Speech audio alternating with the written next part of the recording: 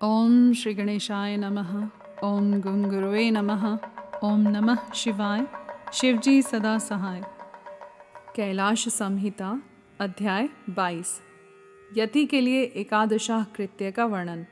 स्कंद जी कहते हैं, वामदेव, यति का एकादशाह प्राप्त होने पर जो विधि बताई गई है उसका मैं तुम्हारे स्नेहवश वर्णन करता हूँ। मिट्टी की वेदी बनाकर उसका सम्मार्जन और उपलेपन करें। तत्पश्चात पुण्याहवाचन पूर्वक प्रोक्षण करके पश्चिम से लेकर पूर्व की ओर 5 मंडल बनाएं और स्वयं श्राद्धकर्ता उत्तराभिमुख बैठकर कार्य करें। प्रादेश मात्र लंबा चौड़ा चौकोर मंडल बनाकर उसके मध्य भाग में बिंदु, उसके ऊपर त्रिकोण मंडल, उसके ऊपर षटकोण मंडल और उसके ऊपर गोल मंडल बनाएं। फिर अपने सामने शंख की स्थापना करके पूजा के लिए बताई हुई पद्धति के क्रम से आचमन, प्राणायाम एवं संकल्प करके पूर्वोक्त 5 आतिवाहिक देवताओं का देवेश्वरी देवियों के रूप में पूजन करें। उत्तर की ओर आसन के लिए कुश डालकर जल का स्पर्श करें। पश्चिम से आरंभ करके पूर्व पर्यंत जो मंडल बताए गए हैं उनके भीतर पीठ के रूप में पुष्प रखें और उन पुष्पों पर क्रमशः उक्त 5 देवियों का आवाहन करें। पहले अग्नि पुंज स्वरूपिणी आतिवाहिक देवी का आवाहन करते हुए इस प्रकार कहें, ओम ह्रीं अग्नि रूपा मातिवाहिक देवताम आवाह्यामि नमः। इस प्रकार सर्वत्र वाक्य योजना और भावना करें। इस तरह 5 देवियों का आवाहन करके प्रत्येक के लिए आदर पूर्वक स्थापना आदि मुद्राओं का प्रदर्शन करें। तत्पश्चात ह्राम ह्रीं ह्रूम ह्रैं ह्रौम ह्रम इन बीज मंत्रों द्वारा षडंग न्यास और कर न्यास करें। इसके बाद उन देवियों का इस प्रकार ध्यान करना चाहिए। उन सब के 4 हाथ हैं। उनमें से 2 हाथों में वे पाश और अंकुश धारण करती हैं तथा शेष 2 हाथों में अभय और वरद मुद्राएं हैं। उनकी अंग कांति चंद्र कांति मणि के समान है। लाल अंगूठियों की प्रभा से उन्होंने संपूर्ण दिशाओं के मुखमंडल को रंग दिया है। वे लाल वस्त्र धारण करती हैं। उनके हाथ और पैर कमलों के समान शोभा देते हैं। 3 नेत्रों से सुशोभित मुख रूपी पूर्ण चंद्रमा की छटा से वे मन को मोह लेती हैं। माणिक्य निर्मित मुकुटों से उद्भासित चंद्रलेखा उनके सीमंत को विभूषित कर रही है। कपोलों पर रत्नमय कुंडल झलमला रहे हैं। उनके उरोज पीन तथा उन्नत हैं। हार, केयूर, कड़े और करघनी की लड़ियों से विभूषित होने के कारण वे बड़ी मनोहारिणी जान पड़ती हैं। उनका कटी भाग कृश और नितंब स्थूल है। उनके अंग लाल रंग के दिव्य वस्त्रों से आच्छादित हैं। चरणार विंदों में माणिक्य निर्मित पायजेबों की झनकार होती रहती है। पैरों की उंगलियों में बिच्छुओं की पंक्ति अत्यंत सुंदर एवं मनोहर है। यदि अनुग्रह मुर्दे के समान मूर्तिमान हो तो उससे क्या सिद्ध हो सकता है। इसलिए वे देवियां महेश्वर की भांति शक्त्यात्मक मूर्ति वाले अनुग्रह से संपन्न हैं। अतः उनके अनुग्रह से सब कुछ सिद्ध हो सकता है। सब पर अनुग्रह करने वाले भगवान शिव ने ही उन 5 मूर्तियों को स्वीकार किया है। इसलिए वे दिव्य संपूर्ण कार्य करने में समर्थ तथा परम अनुग्रह में तत्पर हैं। इस प्रकार उन सब अनुग्रह परायण कल्याणमयी देवियों का ध्यान करके इनके लिए शंखस्थ जल के बिंदुओं द्वारा पैरों में पाद्य, हाथों में आचमनीय तथा मस्तकों पर अर्घ्य देना चाहिए। तदंतर शंख के जल की बूंदों से उनका स्नान कर्म संपन्न कराना चाहिए। स्नान के पश्चात दिव्य लाल रंग के वस्त्र और उत्तरीय अर्पित करें। बहुमूल्य मुकुट एवं आभूषण दें।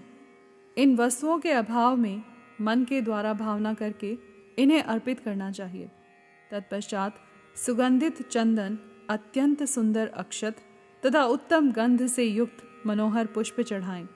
अत्यंत सुगंधित धूप और घी की बत्ती से युक्त दीपक निवेदन करें। इन सब वस्तुओं को अर्पण करते समय आरंभ में ओम ह्रीं का प्रयोग करके फिर समर्पयामि नमः बोलना चाहिए तथा ओम ह्रीं अग्न्यादि रूपाभ्यः पंचदेवीभ्यः दीपम समर्पयामि नमः इसी तरह अन्य उपचारों को अर्पित करते समय वाक्य योजना कर लेनी चाहिए। दीप समर्पण के पश्चात हाथ जोड़कर प्रत्येक देवी के लिए पृथक पृथक केले के पत्ते पर पूरा पूरा सुवासित नैवेद्य रखें। वह नैवेद्य घी, शक्कर और मधु से मिश्रित खीर, पुआ, केले के फल और गुड़ आदि के रूप में होना चाहिए। भूर्भुवः स्वः बोलकर उसका प्रोक्षण आदि संस्कार करें।